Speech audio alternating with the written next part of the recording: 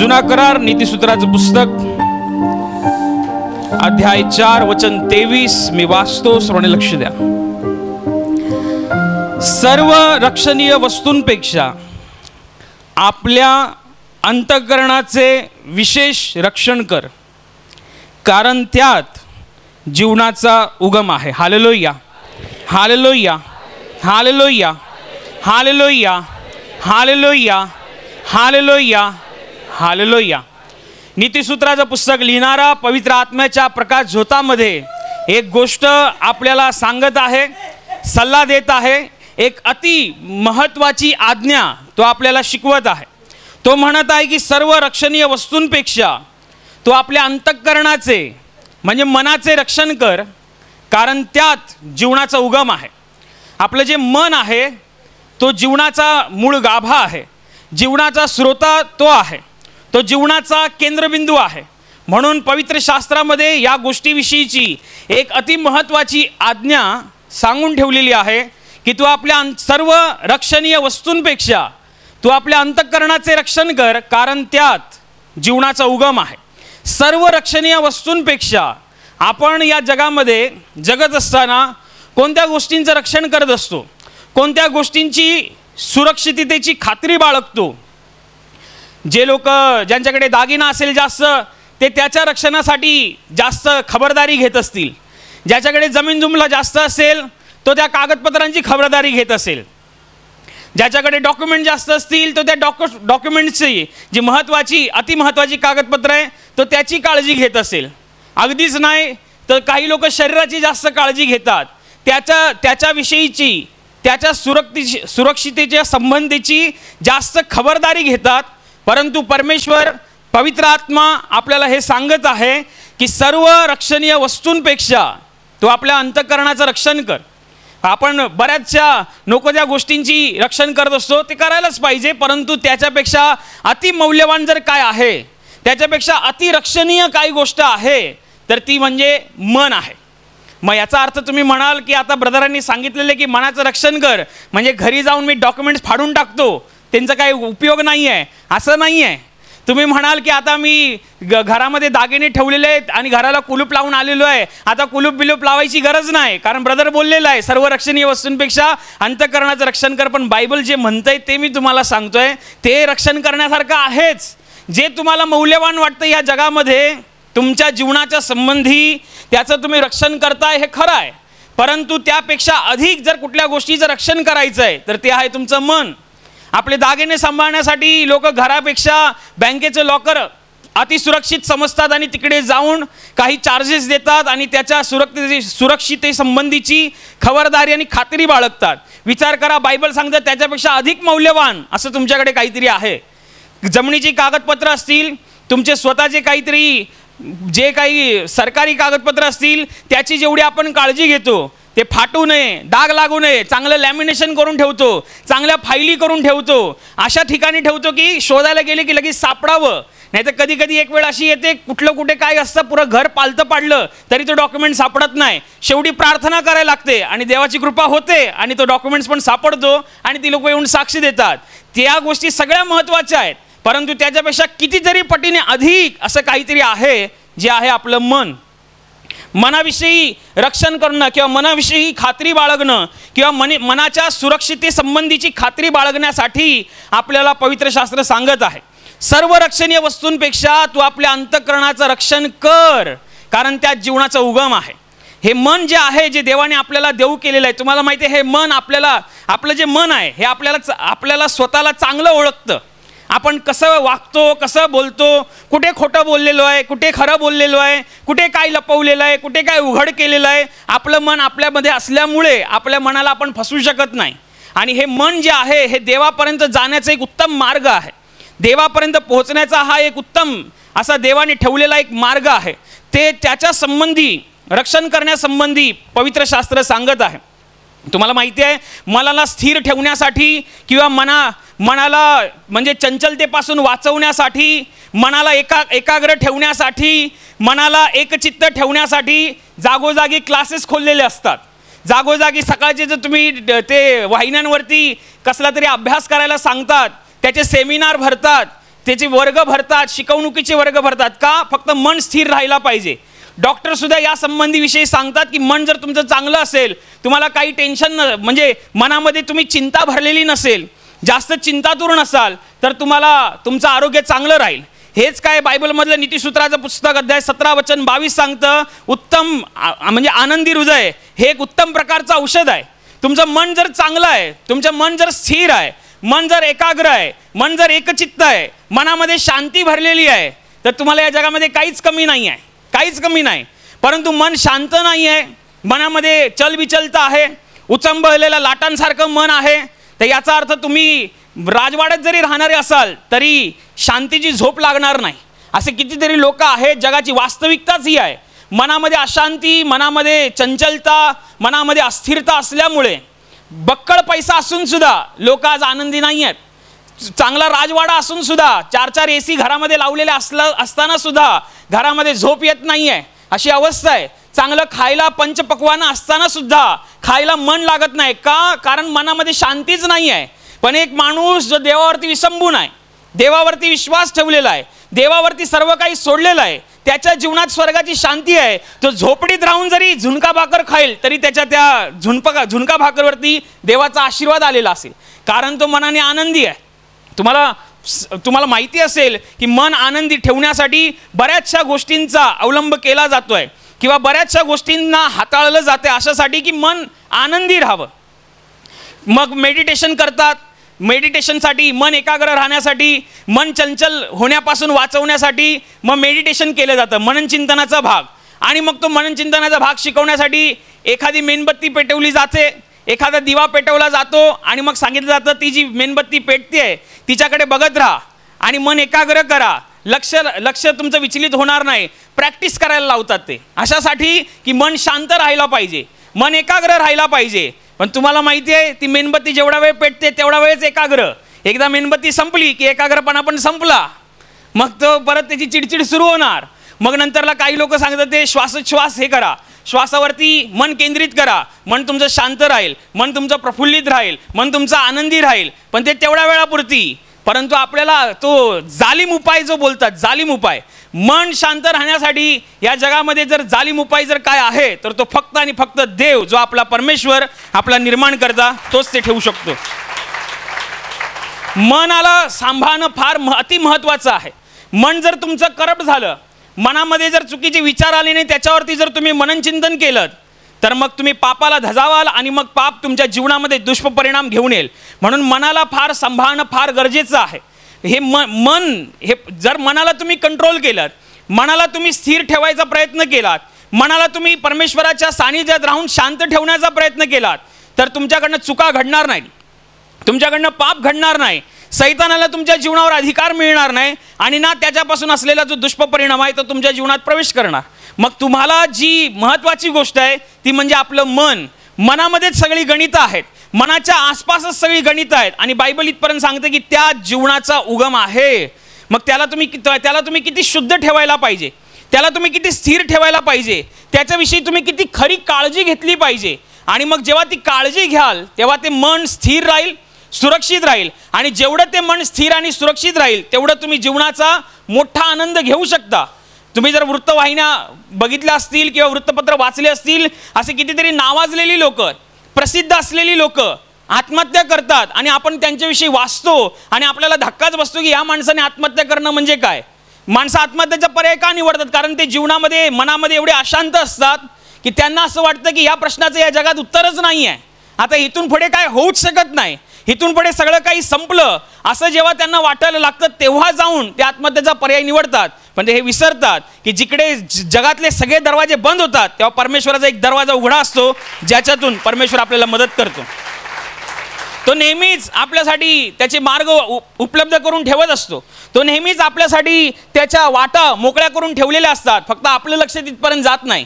आणि जर तुमचं लक्ष तिथपर्यंत गेलेलं आहे याचा अर्थ तुम्ही देवाचे निवडलेले लोक आहात, तुम्ही देवाचे नेमलेले लोक आहात आणि तुम्ही त्याच्यापर्यंत पोहोचलेले आहात. विश्वासाच्या प्रवासात असताना तुम्हाला मनाला सांभाळणं फार महत्त्वाचं आहे. मन जर तुमचं चलबिचल झालं, मनामध्ये जर शंका आल्या, लक्षात ठेवा, मनामध्ये जर शंका आली, मनामध्ये जर अविश्वास आला तर तुम्ही ढीगभर प्रार्थना करून सुद्धा तुम्हाला उत्तर नाही येणार. बायबलमध्ये लिहिल्याप्रमाणे येशू ख्रिस्त म्हणाला की मोहरीच्या दाण्या एवढा तुझ्या हृदयात विश्वास असेल आणि या डोंगराला उपटून तू समुद्रात टाकला जा असे म्हणशील आणि आपल्या अंतःकरणात शंका न बाळगता मी म्हणतो तसे घडेलच असा विश्वास धरशील तर तुझ्या शब्दाप्रमाणे घडून येईल. आपल्या मनात शंका न बाळगता मी बोलतो तसं होईलच असा विश्वास धरशील. शंका कुठे आहे? मनामध्ये.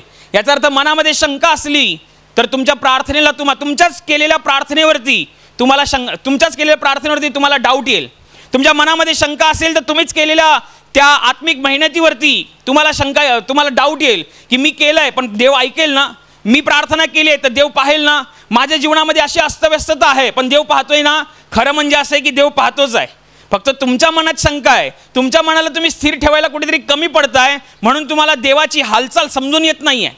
बऱ्याच वेळेला असं होतं की देव हालचाल करतो, देव उत्तरं देत असतो, देव हस्तक्षेप करतो, परंतु आपल्या मनामध्ये शंका कुशंका असल्यामुळे आपल्याला देवाची हस्तक्षेपता कळत नाही.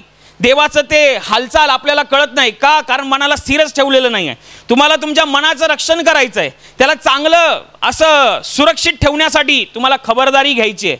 बायबलमध्ये सांगितल्याप्रमाणे एकदा मन करप्ट झालं, मनाला जर चुकीचा विचार स्पर्श करून गेला आणि त्याच्यावरती जर तुम्ही मनन चिंतन केलं तर ध्यानात घ्या, तुम्ही पापाला धजवाल आणि पापासाठी पुढे व्हाल आणि सैतानाला तुमच्या जीवनात फार मोठा अधिकार मिळेल. मनाला सांभाळणं फार गरजेचं आहे. मनामध्ये कितीतरी पटीने विचार येत असतात. तुम्ही चालताना, उठताना, बसताना कधी कोणताही विचार येईल. विचारांना वेळ काळ नसतो. सकाळचे विचार चांगले येतात आणि रात्रीचे विचार चुकीचे येतात असं नाही. चुकीचा विचार कधी पण येतो आणि चांगला विचार पण कधी पण येतो. चांगला विचार आला जो आपल्या जीवनासाठी उपयुक्त आहे त्या विचारावरती आपण काम केलं तर तो आपल्यासाठी फायद्याचा ठरेल.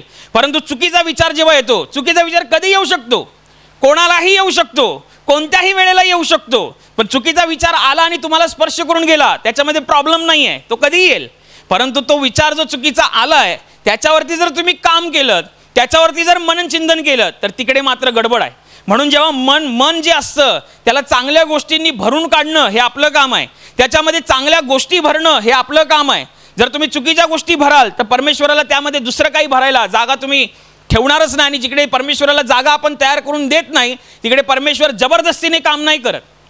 म्हणून बायबलमध्ये एका ठिकाणी लिहिलेलं आहे की प्रार्थना करताना जेव्हा तुम्ही उभे राहता तेव्हा तुमच्या मनामध्ये कोणाविषयी काही असेल तर त्याला त्याच्या अपराधांची क्षमा करा. बायबल काय सांगतंय? पहिलं क्षमा करा म्हणजे तुमच्या अपराधांची पण क्षमा होईल. पहिली गोष्ट म्हणजे तुमच्या हृदयात कटुता, हिर्षा, द्वेष, मत्सर अशा कोणत्याच प्रकारच्या वाईट भावना ह्याने हृदय भरून ठेवू नका. ह्याला जर तुम्ही गच्च करून ठेवलं, एकदम भरभरून ठेवलं रागाने, द्वेषाने, सुडाच्या विचारांनी, बदल्याच्या भावनेनी, तर त्याच्यामध्ये दुसरं एक्स्ट्रा काही भरणं मुश्किल होऊन जाईल. तुम्ही म्हणाल देवाने माझ्या जीवनात काम करावं पण हृदय रागाने गच्च भरून ठेवलेलं आहे. देवाने माझ्या जीवनात हस्तक्षेप करावा पण हृदय बदल्याच्या भावनेने अगदी जळजळतंय. नुसतं हृदय जर जळजळलं किंवा मन जर जळजळलं तर लक्षात ठेवा तुमची हाडे शुष्क होतील, त्याचा तुम्हाला काही एक फायदा होणार नाही. म्हणून तुम्हाला तुमच्या मनाला परमेश्वरासाठी काम करण्याकरिता त्याला मोकळं करून देता आलं पाहिजे. म्हणून बायबलमध्ये लिहिलेलं आहे जेव्हा तू प्रार्थनेला उभा राहशील तेव्हा सगळ्यात पहिलं काही काम करायला देवाने सांगितलंय ते म्हणजे तुझं मन मोकळं कर. तुझं हृदय पहिलं तुझं मन मोकळं कर, त्याला मोकळं होऊ दे. जे चुकीच्या विचारांनी तू भरलेलं आहे, चुकीच्या गोष्टींनी, चुकीच्या कृतींनी त्याला सगळं काही बाजूला काढ आणि त्याला मोकळं कर. जेव्हा ते मोकळं होईल तेव्हा परमेश्वर त्याच्या गोष्टी त्याच्यामध्ये भरेल. म्हणून आपल्याला आपल्या मनाला फार सांभाळायला लागतं. कधी कोण आपल्या विरोधात वागतो, आपल्याला अपेक्षित नसतं असं जेव्हा आपल्या समोर काहीतरी घडतं, आपली लोक आपल्या विरोधात काहीतरी करतात आणि अचानक मनामध्ये राग पेटतो. परंतु बायबल रागवायला सांगतं, पाप करायला सांगत नाही. परंतु राग आल्यावरती तो सदानकदा म्हणजे शिगेपर्यंत नेऊ नका, बदल्याच्या भावनेपर्यंत नेऊ नका, सुडापर्यंत नेऊ नका. राग आला संध्याकाळपर्यंत क्षमा करून टाका. मन मोकळं ठेवा. जेवढं मन मोकळं ठेवाल, जेवढं स्वतःच्या मनाला तुम्ही देवाच्या सानिध्यात आनंदी ठेवाल तेवढा जास्तीत जास्त स्वर्गाच्या राज्यातून आशीर्वादांचा वर्षाव त्या मनावरती, त्या जीवनावरती होत राहील. फार सांभाळायचं आहे. कोणती गोष्ट अचानक कोणती गोष्ट कधी पण खटकते, कोणती गोष्ट कधी पण मनाला लागते. हा असा बोलला, ही अशी बोलली, हिने असं केलं, त्याने असं केलं आणि मग ते कुठेतरी मन घट्ट होत राहतं, मन कुठेतरी ते कठीण होत राहतं आणि कठीण हृदयावरती परमेश्वर काम नाही करत, त्याला मऊ हृदय लागतं. त्याला दयाळू हृदय लागतं, प्रेमळ हृदय लागतं, नम्र हृदय लागतं. मग हे नम्रता येणार कधी? जेव्हा तुम्ही आतल्या गोष्टी जेव्हा बाहेर काढणार तेव्हा ते नम्र व्हायला तयार होणार. जेव्हा तुम्ही हृदयातला राग काढणार तेव्हा ते नम्र व्हायला तयार होणार. म्हणून तुम्हाला मनाला सांभाळण्यासाठी फार मोठ्या गोष्टी कराव्या लागतात. बायबलमध्ये सांगितलंय कारण त्यात जीवनाचा उगम आहे, तो मूळ स्रोत आहे. विचार करा, ज्या भागातून आपल्याला पाणी येतंय तो भाग जर स्वच्छ ठेवला तर त्याच्यापासून वाहणारं पाणी सुद्धा तेवढंच स्वच्छ असतं. परंतु जिकडून पाणी वाहतंय तिकडे दुनियाभराची घाण करून ठेवलेली आहे, तर वाहणारं पाणी सुद्धा तेवढंच दुर्गंधीयुक्त येणार. लक्षात ठेवा, तुमच्या इकडून जीवनाचा उगम आहे, तुमच्या मनातून तुमच्या जीवनाचा उगम आहे. तुम्ही त्याला जेवढं सुदृढ ठेवाल, मजबूत ठेवाल, आनंदी ठेवाल, परमेश्वराच्या सानिध्यात राहून त्याच्या वचनांच्या द्वारे, त्याच्या उपकार स्तुतीच्या द्वारे त्याला तुम्ही जर भरून ठेवाल तर त्याच्यातून निघणारा जीवनाचा प्रवाह सुद्धा आनंदी होऊन जाईल. लोक जगतायत खरे, जगामध्ये जाता तुम्ही फिरता, लोक बघा कोणाच्या तोंडावरती हसं नाही आहे. जो तो मोबाईल घेऊन बसलेला असेल का 2 घडीचा विरंगुळा, त्यांना विरंगुळा पाहिजे. जग विरंगुळा शोधतंय. जग कुठेतरी टेन्शनमधून बाहेर येण्यासाठी तोडगा शोधतोय. तोडगा काय आहे? तो मोबाईल हातात असतो, त्याचं 3 तासाचा पिक्चर, त्या पिक्चरच्या थिएटरमध्ये एसीची रूम असतात, त्याच्यात 3 तासाचं पिक्चर, 3 तास तिकडे जातात ते आनंदाने. आणि मग ते काय असेल कुठला पिक्चर, ख्या हसत असतील, त्याचे स्ट्रॅटेजी विटीजी काय बघत असतील, आणि मग त्यांना असं 3 तास काय बघून आलो आम्ही. 3 तास आल्यानंतर तोंडाशी उतरलेली असतात. त्यांना माहिती आहे परत घरातच जायचं आहे, त्यांना माहिती आहे परत रोजच्याच माणसांना भेटायचं आहे, त्यांना माहिती आहे प्रश्न आहे तिथेच आहे.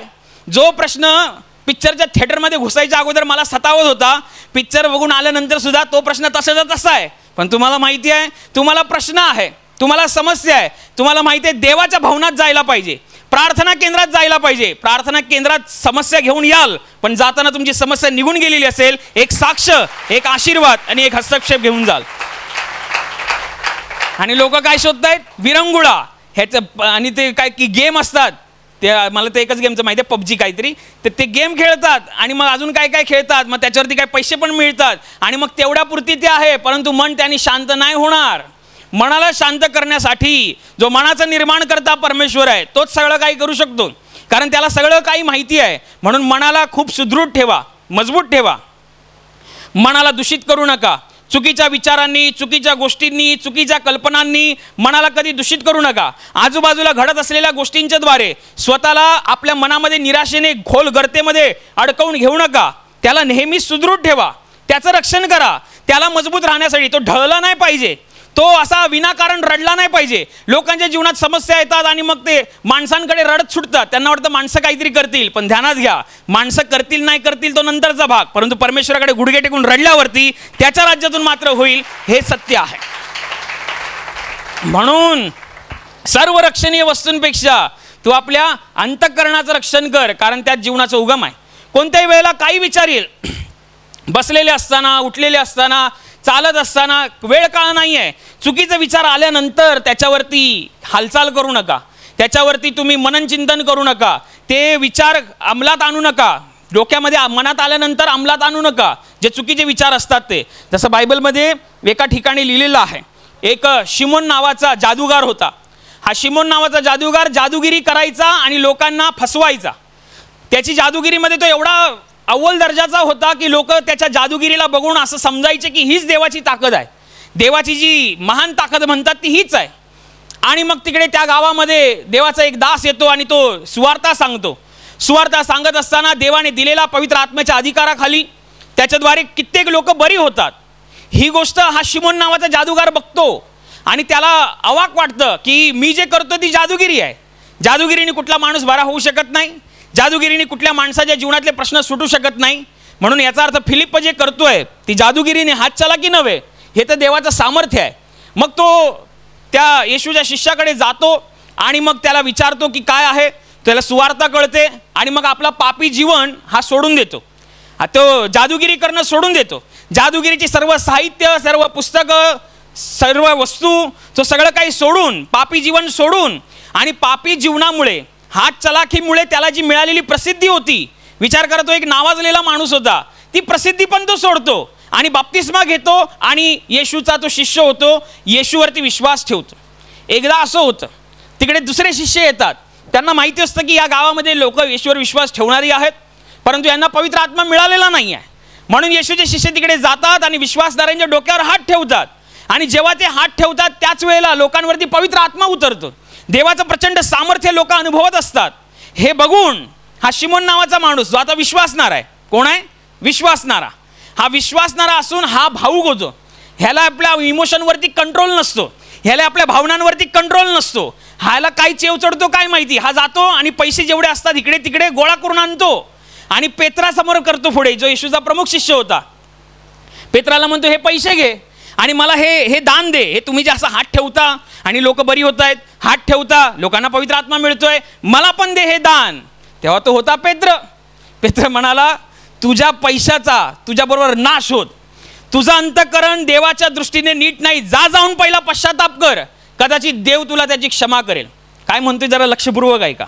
पेत्र काय म्हणाला? तुझ्या द्रव्याचा तुझ्याबरोबर नाश होत. देवाच्या दृष्टीने तुझं अंतःकरण म्हणजे मन, गडबड झाली कुठे? मनामध्ये. देवाच्या दृष्टीने तुझं अंतःकरण नीट नाही आहे. पहिला विचार येतो कुठे? पाप करायच्या अगोदर. पाप काय डायरेक्ट नाही होत, पाप पहिला मनात येतं. तो विचार पहिला मनात येतो आणि मग मनातनं अंमलात आला की गडबड होते. मनात आला तिथले टाकून द्या, सैतानाला पिटाळून लावा, ते सैतानाला हाकलून लावा, तो निघून जाईल. परंतु ह्यानी तसं केलं नाही. ह्याला याच्या भावनांवरती कंट्रोल नाही, ह्याला याच्या इमोशनवरती कंट्रोल नाही. ह्याला वाटलं मी पण कॉलर टाईट करेन, मी पण येशूवर विश्वासणार आहे, लोकांना समजायला पाहिजे की मी पण हात ठेवल्यावरती पवित्र आत्मा मिळतोय म्हणून. हे करण्यासाठी, स्वतःच्या नावाला उंचावण्यासाठी त्यांनी ते पैसे पुढे केले आणि सगळं गणित बिघडलं. लक्षात ठेवा, जर त्यांनी आपल्या मनावरती कंट्रोल ठेवला असता आणि पेत्राला पैसे पुढे केले नसते तर, आणि असा म्हणाला असता की ठीक आहे, एक दिवस देव मला पण दान देईल, मी असंच देवाची सेवा करेन, एक दिवस देवाची माझ्यावर पण कृपा होईल, तर तुम्हाला काय वाटतं त्याला काय पवित्र आत्मा मिळाला नसता? तुम्हाला काय वाटतं त्याला देवाचं हे दान मिळालं नसतं? तुम्हाला काय वाटतं पुढची जी पत्र तुम्ही वाचताय त्याच्यामध्ये एखादं पत्र त्याचं पण असतं? पण गडबड झाली कुठे? एवढा मोठ्या जीवनाचा वाटा त्याच्यासाठी होता, एवढ्या मोठ्या जीवनाचा आशीर्वाद त्याच्याकरिता राखून ठेवला होता, परंतु एका गोष्टीने गडबड झाली. कुठे? मनामध्ये विचार आला आणि त्याने तो अंमलात आणला. त्याचं पेत्राने बरोबर ओळखलं. पेत्र म्हणाला की देवाच्या दृष्टीने तुझं अंतःकरण नीट नाही आहे. पहिला विचार कुठे येतो? मनामध्ये येतो. कुठलंही पाप, कुठलीही चूक, कुठलाही अपराध, कुठलाही गुन्हा करण्याच्या अगोदर जर कुठे हालचाल होते ते आहे तुमचं मन. ते आपलं मन आहे, मनामध्ये ती हालचाल होते. जर तुमच्या इमोशन्सवर कंट्रोल नाही आहे, मनावरती ताबा नाही आहे, चलबिचलता नाही आहे, असं कितीतरी लोक मी पाहिले आहेत. उपवास प्रार्थना मी उपवास धरणार, उपवास प्रार्थना करणार म्हणजे करणार, एकदम ताणून ठरवलेलं असतं त्यांनी आदल्या रात्री. दुसऱ्या दिवशी काय होतं काय माहिती, शेजारचा माणूस काहीतरी चांगलं चुंगलं करून आणतो, ते पण त्याच्या आवडीचं. हा बघतो उद्या उपवास प्रार्थना, उद्या आता हे मी खाऊन घेतो. एवढा पण ताबा नाही आहे. विचार करा, गणित सगळी मनावरती आहे. तुमचं मन, म्हणूनच बायबलमध्ये सांगितलंय सर्व रक्षणीय वस्तूंपेक्षा तो आपल्या अंतःकरणाचं रक्षण कर, म्हणजे मनाचं. आनंदी हृदय हे उत्तम प्रकारचं औषध आहे, हे बायबल सांगतंय, मेडिकल सायन्स सुद्धा हेच सांगतंय. मग आनंदी हृदय ठेवण्यासाठी तुम्हाला हालचाल करायची आहे. तुम्हाला तुमच्या हृदयाला, तुमच्या मनाला सांभाळण्यासाठी काही कडक पावलं उचलायची आहेत, मजबूत पावलं उचलायची आहेत. बायबलमध्ये सांगितल्याप्रमाणे हनन्या आणि सप्पिरा हे दोघं नवरा बायको असतात, चांगले विश्वासणारे. ह्यांनी आमची जमीन विकून देवाच्या कार्याला मदत करायचं ठरवलं आणि चांगले विश्वासणारे होते आणि त्यांनी जमीन पण विकली. विचार करा, जमीन विकण्यापर्यंत ह्यांची तयारी होती, तर हे असे लेचेपेचे विश्वासणारे नव्हते. दान देण्याची पण आमचे आत्मिक पिता सांगतात, दान देण्याला पण डेअरिंग लागते. सगळ्यांचीच कामं नाहीत ती. दान देणे खिशात, जेव्हा दानाची पिशवी येते तेव्हा हात खिशात घालून दानाच्या पिशवीपर्यंत पोचायला सुद्धा डेअरिंग लागते. विचार करा, ह्या लोकांनी जमीन विकायची डेअरिंग केली, म्हणजे हे चांगले विश्वासणारे होते. विकल्यानंतर हातात रक्कम आली आणि मग तिकडे एक घटना घडते. ती अशी आहे की सैतान हळूवारपणे येऊन त्यांना सांगतो की जमिनीची रक्कम फार मोठी आहे, ह्याच्यात थोडीशी ठेवून घे, बाकीची देऊन टाक. त्यांना काय कळतंय? आणि मग बायकोच्या ते जी पत्नी असते तिच्याद्वारे त्या पतीला सांगितलं जातं की जमिनीचा थोडा भाग ठेवून घ्या आणि बाकीचा देऊन टाका. आणि मग तो पत्नीचा ऐकून तो भाग घेऊन जातो आणि प्रेषिताच्या चरणाशी ठेवतो. तिकडे पण पेत्रच उभा असतो. पेत्र पण म्हणतो, जमीन एवढ्यालाच विकली गेली होती काय? कारण पेत्राला पवित्र आत्म्याच्या जरी माहिती होतं की काहीतरी गडबड आहे. देवावरती हे लोक प्रेम दाखवायला आलेले आहेत, पण प्रेमामध्ये काहीतरी गडबड करून आलेले आहेत. मग त्यांनी सांगितलं, हा एवढ्यालाच. तेव्हा पेत्र कान उघडणी करतो किती होती तोवर तुझी आणि विकली तर तुझ्या स्वाधीन नव्हते काय? पवित्र आत्म्याशी लबाडी करावी म्हणून तुम्ही सैताने तुमचे मन भरवले आहे का? आणि तुम्ही हे आपल्या मनातच का आणलं? पवित्र आत्म्याशी लबाडी करावी म्हणून तुमचं मन, याचा अर्थ मनाला फार लक्षपूर्वक पाहावं लागतं. त्यांच्या मनात तो विचार आला आणि मग त्यांनी तो अंमलात आणला आणि मग तिकडे गडबड झाली. म्हणून जेव्हा तुम्ही विश्वासाच्या प्रवासात असता, अचानक काय होत नाही, अचानक काही घडत नाही. काही गोष्टी अगोदर मनामध्ये हालचाल होत असते, आपल्याला हे चांगलं कळत असतं, परंतु त्यावेळेला तुम्हाला पापाला प्रतिकार करण्यासाठी, सैतानाला प्रतिकार करण्यासाठी तुम्हाला देवाच्या वचनांचा फार मोठा साठा तुमच्याकडे असावा लागतो. तुम्हाला तुमचं मन जर मजबूत ठेवायचं आहे, तुम्हाला तुमचं मन जर हृदय जर आनंदी ठेवायचं आहे, तर ह्या जगातल्या थातुरमातुर गोष्टींच्या द्वारे तुमचं मन स्थिर राहणार नाही. जग याचा क्लास भरवत आहे, जगामध्ये याची शिबिरं भरतात, सेमिनार घेतली जातात की मनाला असं ठेवा. ते सकाळी सकाळी काहीतरी एक वेगळ्या प्रकारचा व्यायाम असतो, असं खोटं असायचं, खोटं अशी मोठमोठ्याने असे हसतात. तुमच्यातले किती लोकांना लाफिंग योगा असं काहीतरी आहे तो, हां, खोटं हसायचं. आणि मग खोटं असल्यावरती आरोग्य चांगलं. विचार करा, खोटं असल्यावरती जर आरोग्य चांगलं राहतंय तर देव तुम्हाला स्वर्गातला आनंद देऊन खरं हसवतोय, तर तुमचं आरोग्य किती चांगलं राहील, ही देवाची ताकद आहे. त्याच्यावर ते जीवनामध्ये बंडल तुम्हाला हसायचं आहे. खोटं जगातली लोक बंडल हशी असतात, हृदयामध्ये सगळं काही भरलेलं असतं आणि तोंडावरती स्माईल. मी एक माणूस, म्हणजे माझ्या जीवनात मी एक माणूस असा बघितला की तो डोक्यावरती इकडून वरती पाहिलं की असं वाटायचं टेन्शनमध्ये आहे, इकडून खालती पाहिलं की वाटायचं चांगला आहे. म्हणजे माणसं दोन भूमिका करतात, ही मी पहिल्यांदाच काहीतरी बघितलेलं होतं. अशी पण अवस्था आहे. असं म्हणजे मी जिकडे बसलेले होते ते समोरच उभे होते. मी बघतोय, मला समजेनाच की मी खरं काय मानू. इथून जे वरचं दिसतंय ते खरं मानू की इथून जे खालचं दिसतंय ते खरं मानू. असं मी बोललो, हा दुःखी आहे, आनंदी आहे, काय समज नाही, काय विचारायचं आपण. आम्हाला असं नाही आहे, आम्हाला खरं हसण्यासाठी म्हणून देवाने निवडले. म्हणून जेव्हा ब्रदर सामर्थ्य दर्शन दाखवले तेव्हा ब्रदरांनी सांगितलं, देव कोणाला कधी असू शकतो, कारण ही त्याच्याकडे ताकद आहे आणि खरा आनंद, खरी शांती ही देवाच्या राज्यातून येते. असं आहे की मनाला आनंदी ठेवण्यासाठी जगातल्या लोकांसारखा विरंगुळ करण्यासाठीचा जो वापर आहे, अवलंब आहे, तो तुम्ही वापरू नका. तर तुम्ही काय वापरा, तुम्ही देवाची वचनं वापरा, देवाच्या सानिध्यात जास्तीत जास्त बसा, म्हणजे देव तुम्हाला त्या गोष्टी संबंधीची तुम्हाला मार्गदर्शन करेल आणि मग तुम्हाला आनंदी हृदय राहण्यासाठी स्वर्गाच्या राज्यातून एक विपुल सामर्थ्य, देवाची मध्यस्थी आणि देवाचा हस्तक्षेप अनुभवायला मिळेल. Hallelujah, hallelujah, hallelujah. आणि आता प्रार्थना करण्याची वेळ आहे. प्रभू येशू म्हणाला, माझ्या नावाने तुम्ही पित्याजवळ जे काही मागाल ते तुम्हाला परमेश्वराच्या गौरवाकरिता देण्यात येईल. होय, त्याचं वचन हेच सत्य आहे. त्याचं वचन तो पूर्ण करणं जाणतो. तो आपल्या वचनांना पूर्ण करण्याचं सामर्थ्य बाळगतो. म्हणून त्याच्या वचनावर, त्याच्या सामर्थ्यावर विश्वास ठेवून आपण सर्व मिळून प्रार्थना करत आहोत. म्हणून तुमच्या ज्या भागाला आजार आहे त्या भागावर हात ठेवा. तिथे हात ठेवणं शक्य नसेल तर आपल्या छातीवर हात ठेवा. तुमच्या जीवनातील आणि शरीरातील प्रत्येक दुःख, संकट आणि आजार प्रभू येशूच्या पवित्र नावाने या क्षणाला नष्ट होत. तुमच्या जीवनातील बंधनं आणि श्राप प्रभू येशूने वाहिलेल्या त्याच्या पवित्र रक्ताद्वारे या क्षणाला तुटून जावत. तुमच्या जीवनातील समस्या आणि सैतानाचा भयावह अंधार प्रभू येशू ख्रिस्ताच्या दिव्य आणि पवित्र प्रकाशामध्ये पूर्णपणे नष्ट होत. तुमच्यावर, तुमच्या कुटुंबावर प्रभू येशू ख्रिस्ताचे महान आशीर्वाद येऊ. आमेन.